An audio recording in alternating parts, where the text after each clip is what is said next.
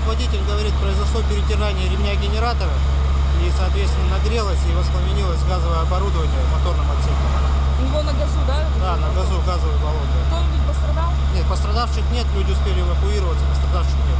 Пожарные подразделения сработали, устранили угрозу взрыва, потушили автобус. Много пассажиров было в автобусе? Пассажиров, он говорит, человек 5 было, не больше. Это 101? 101.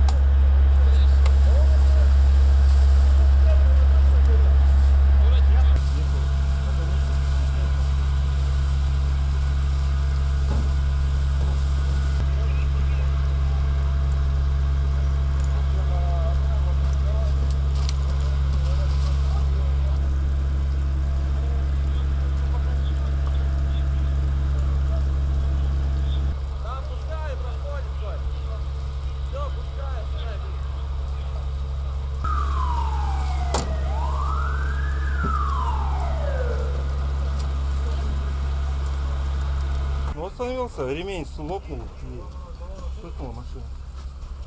Ну, бензиновый шланг сорвало, ремень вентилятора порвался. А людей много было? Да пустой он ехал на конечку.